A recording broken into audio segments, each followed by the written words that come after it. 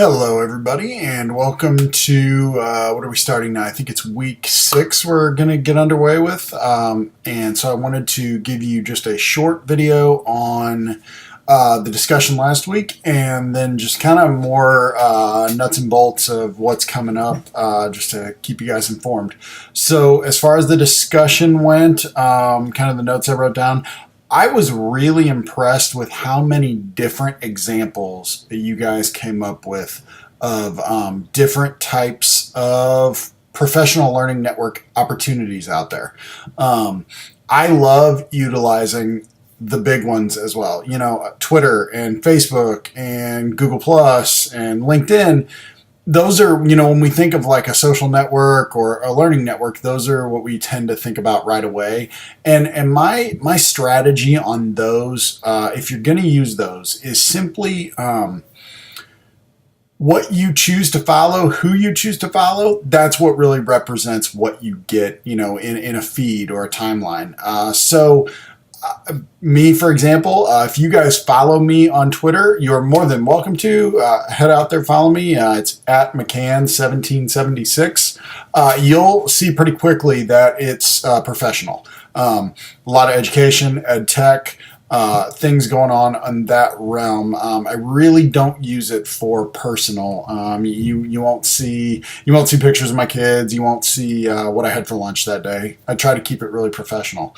You know, if you might think about, it might be an opportunity now for multiple accounts too, because I know there are tons of people that love to use Facebook and things and Instagram for their personal lives, things they're doing.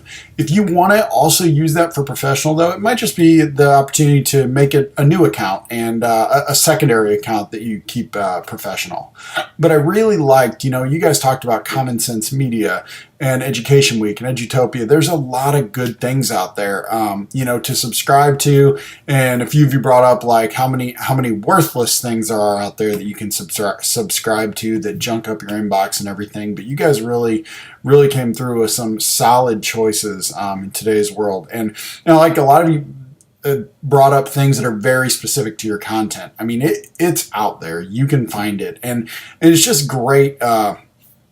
The internet makes our world so small because we can find out what people are doing in other parts of the state, other parts of the country, across the world, find what good things are going on, and hopefully you can start to implement those in your classroom. So very good on that. I was impressed.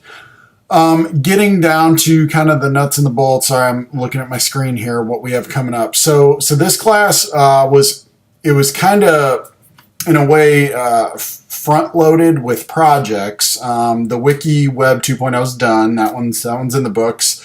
But you guys have a lot coming up. You know, they've already been introduced, but their due dates are approaching. So I just wanted to remind you of things.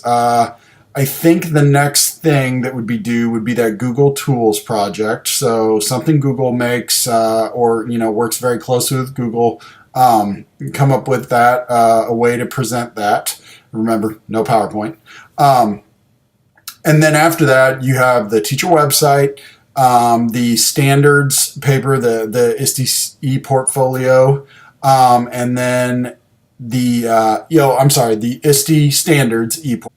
So I feel like I just had a very teachable moment right there, and I wanted to record a new portion of the video just to explain what I think that teachable moment is. If you're ever going to flip your instruction and make videos for your students, which I am a big proponent of, sometimes you will mess up in the videos. I don't know if you guys just caught that there. I flubbed up my words. I blended two projects together because I was looking at the screen.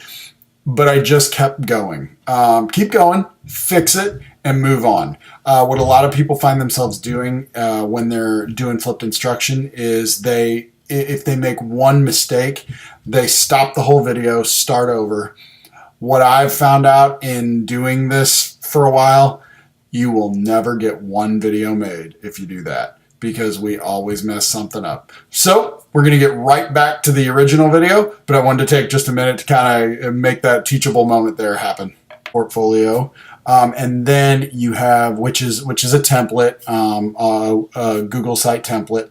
And then you have that standard 6 of utilizing effective communication, as well as the Digo bookmarking project and the teacher website. So there are a number of things. I've seen a lot of you that have already started turning some of those in as you get them done. My encouragement to you is, in these coming weeks where there's not necessarily a ton to do that week, be working on these. Get these in. Feel free to turn them in. As soon as you get them done, just go ahead and submit a link or submit the project in Canvas. Get those turned in, because I don't want you getting down to the end of the wire and having to cram on all these things. So really work trying to get those done. If you need any help, reach out to me either through email or Canvas, and I'll be happy to help you as much as I can. But keep up the great work. You guys are doing a good job, and I really appreciate it.